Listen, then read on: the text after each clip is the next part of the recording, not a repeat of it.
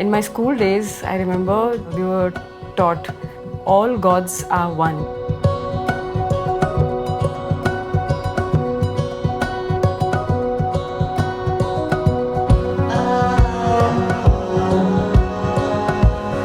Why did Jesus die on the cross? I always felt I need to know this question.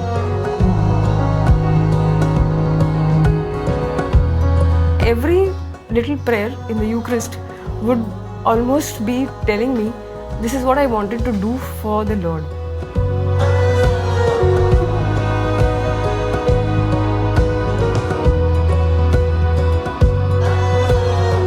I started growing in living the life with Jesus, walking with Him, talking with Him, asking Him, what you want me to do, I will do.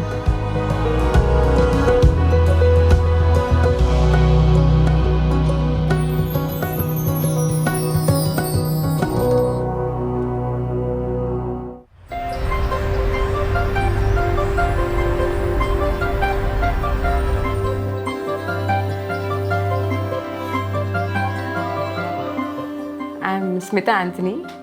I'm from Maharashtra, India. I was born and brought up in a Hindu family. I remember from childhood I had this desire to know God. In my school days, I remember we were taught all gods are one. Basically, my father was from Air Force, so we had this opportunity to be with all kind of people, people from different communities. And so there was always this understanding of all practices of faith in India, in the culture. So I was exposed to all that. That's why this notion was there, that all gods are one, and that is what we are taught and made to grow with, I was just doing everything what my parents would do, My mother is quite pious. She would do everything to all practices, This urge to grow closer to God was there in me from the beginning.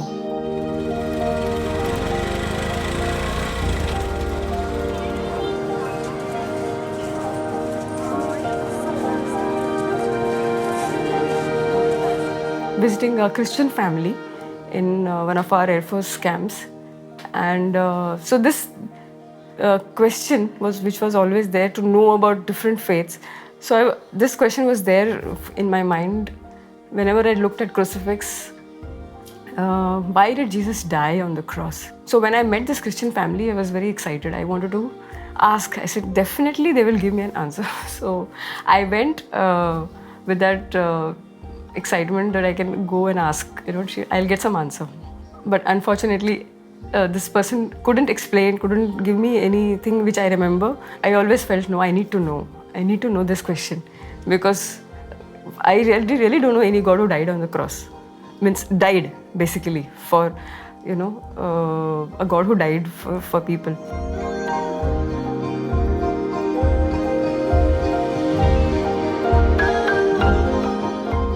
After my graduation, I came to Bombay to stay. I was staying with a Catholic lady. She was always a widow. When I came to that house, I was so excited because I saw the Sacred Heart picture in the house. There was something like, I found my place. That was a feeling when I went into that house. Like, oh, this is the place I wanted to be. And when I was working here in Bombay, I'm a telecom engineer.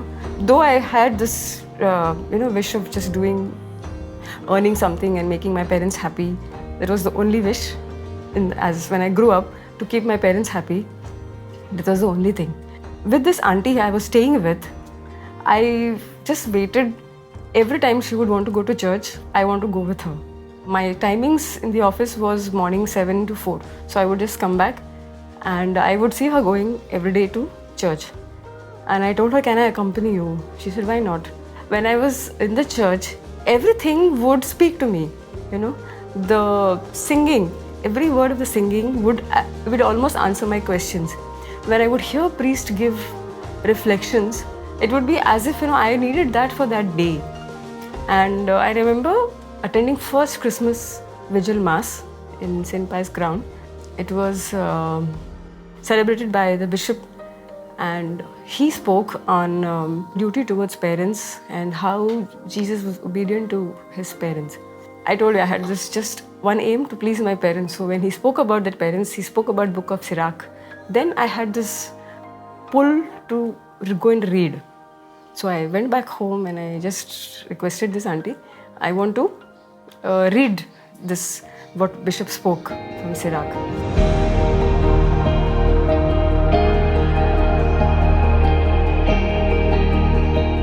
As I went on reading, it was so overwhelming that I just wanted to go on reading, as if, it was like I was hungry for so long and I am now getting to eat.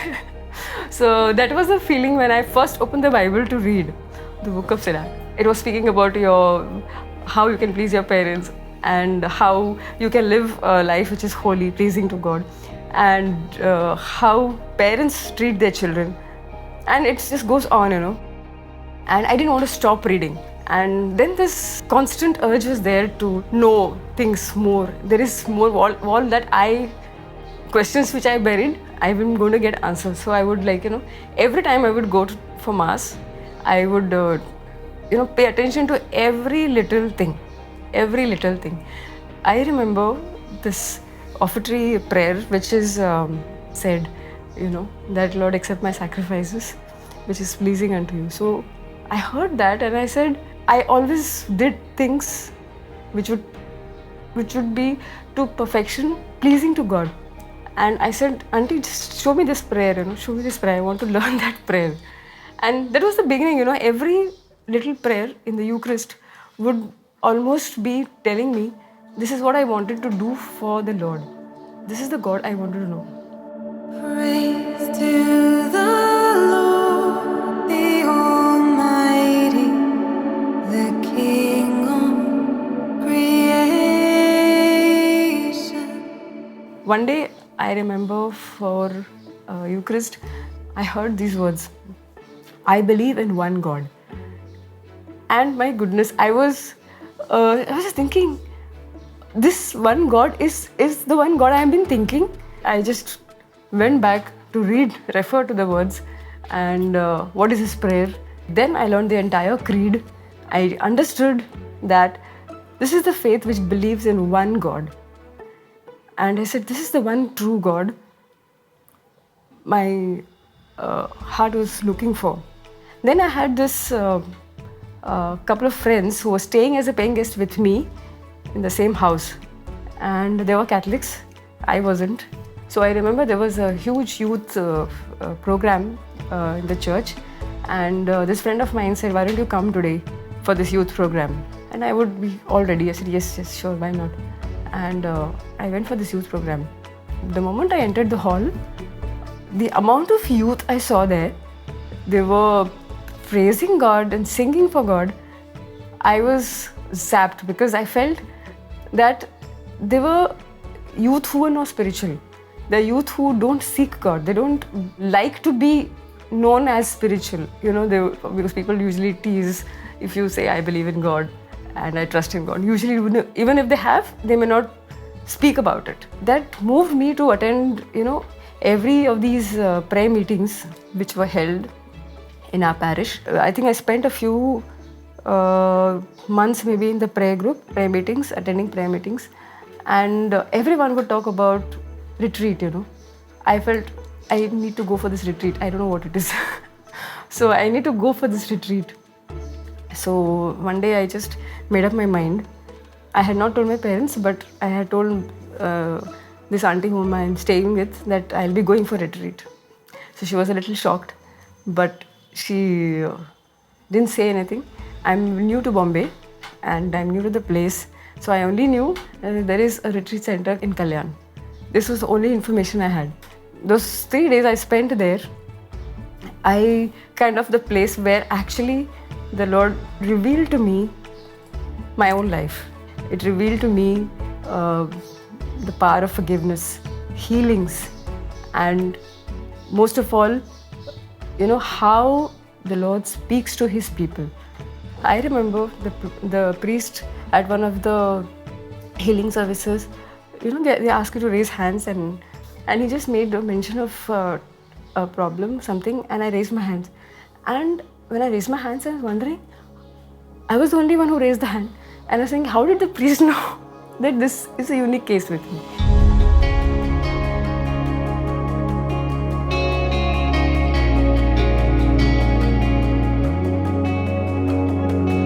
I was still reluctant in giving up my older ways of worship. My friend who was constantly, I would say, evangelizing to me during the nights, we would sit and share a lot of gospel.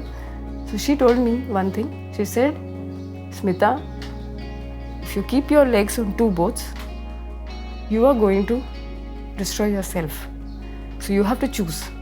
I got the hint what she was trying to tell me. So I said, yes, I have to choose. I have to make a decision. I have to take a call. I remember going for mass next day evening and asking myself, is this what I have been seeking throughout these days? And I took a decision that this is the one God I believe. I wanted to know, and here He is. I got this conviction deeply that what I have found out is truth. So I wrote a letter to my parents with this decision that I'm going ahead with accepting Jesus as the Lord whom I want to serve, whom I want to follow. It was a little difficult for them to accept that I have taken such a decision, but I, had made up my mind that if I'm going to follow, I'm going to follow Christ. The values which I long to live is what I found in Christianity.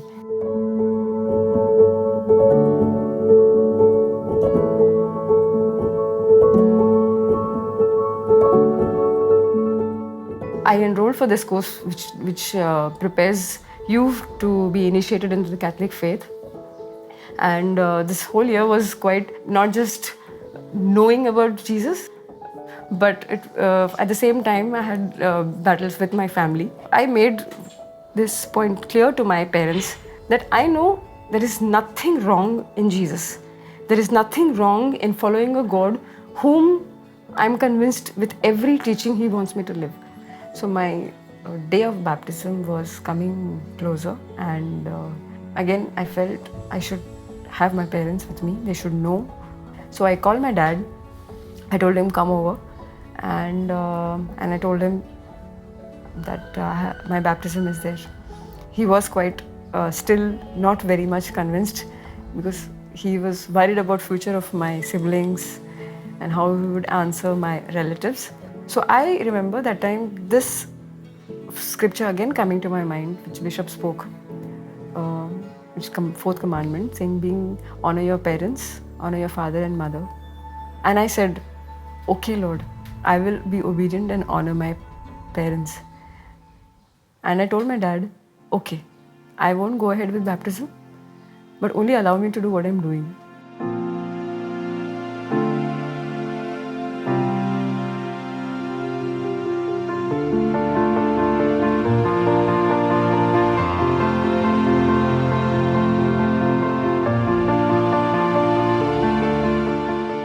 During this phase, after I finished my preparation for baptism through RCIA, following year, since I didn't get baptized, I still wanted to continue to do something which would help me grow. So I did this discipleship course which is there in our parish. So I did that, and at the end of that, I remember this counselor counseling me, and she again spoke the same verse which the priest had spoken to me. You need to change your life. Again, I was wondering, why does God want me to change my life? Then I'm sure it was the intercession of these holy women who, wanted me to change my life. I came back home after that. This counselor spoke to me, and I kept on asking, how did she know? How did she know? And I kept on weeping. After a week or so, this friend of mine who would always share with me gospel, she told me that now it's time. These aunties have told me that you need to take a call. And then I was alert. I came back home and I said that I know I'm a sinner. Okay, I confessed and I realized that how they knew my life till now, but they never made me feel that I am not a person to be with, And I said, Lord, it's okay. I want to change my life. I want to live a holy life. I want to live the life you want me to live. Even if I don't get baptized, it's okay. I think after these 6-7 years, that was a day when I didn't go to church in the morning. And I said, I'm not going to church. And getting up in the morning, I was just sleeping on my bed. And then this counselor called me up. She told me, read Psalms. And I kept on praying Psalms that whole day. And 2 days, I was only weeping and praying Psalms. Weeping and praying Psalms. On the 4th day, there was prayer meeting. And I went for the prayer meeting. I said, no, I will go today for prayer meeting. I went out. I met the same people.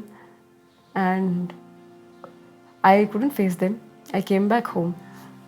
And I said, Lord, I cannot go to the church again. But please help me. Sunday morning, I went for Mass. And I remember I was not yet baptized, but after communion, I knelt down and I felt being naked before the Lord and the Lord covering me with His grace. He said that my grace is upon you and you need not be ashamed. Actually, after this moment that I started relating to Him like my own, who knows me fully now. I only know that I want your will to be done. There is nothing which I want but your will. I asked one day my parents, anyway you want me to get married, I'm going to get married, and it's okay. What was the harm in me getting married to a Catholic?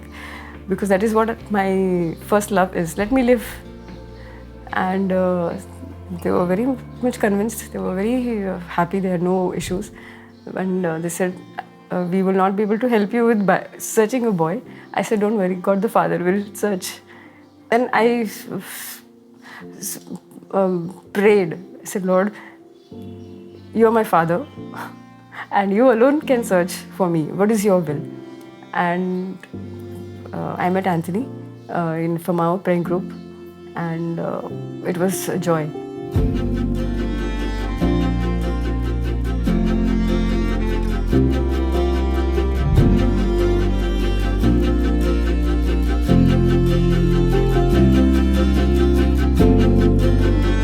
We decided to tell our parents about our marriage, and I told my parents that I get married to Anthony.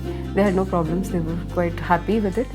And I remember this question coming up from my mom, saying that you get married and then you get baptized. I was so happy because I realized that this one word from my mother to be just convinced for me to go ahead was something which so long I was maybe thinking to, but I never thought that it was so easy if I were to be just being obedient to God and be living a life which God wants me to live. For my baptism, my father was present and he was there for my baptism, initiation.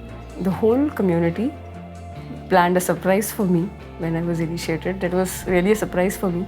I can't forget the real feeling of being a part of a family, which was not the family I was born and brought up with, but my own family who loved me so much. I am not their own. I am an unknown stranger who came to live with them, learned from them, loved the things they did. But now it was not that.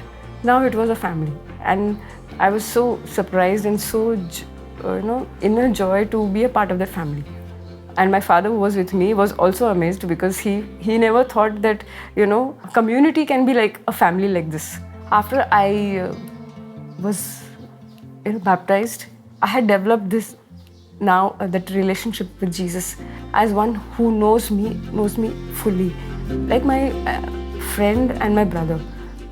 But when he related to me, God the Father, is what I live now. The relationship which Jesus revealed to me about the Father, that he is my Father and he's sent me with a mission. He wants me to do what he has planned for me in and through me. If I am saved today, it's only because of Jesus. I remember these words on the day of my baptism. You are saved by Jesus. Live a life worth being saved. So I took a decision that day, on the day of my baptism, that Lord, I am going to live a life worth being saved. You have died to save me, change me. You are my Savior. So now I have to live the life that you would say it was worth dying for this person.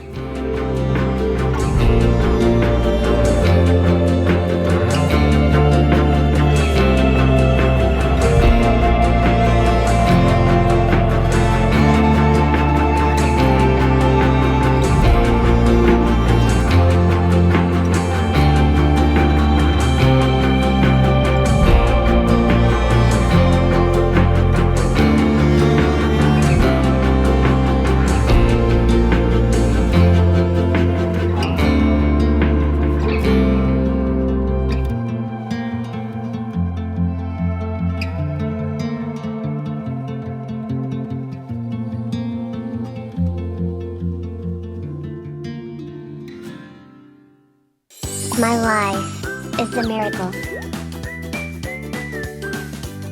Every child has a story of God's love to share. Shalom world, tune into God's love story.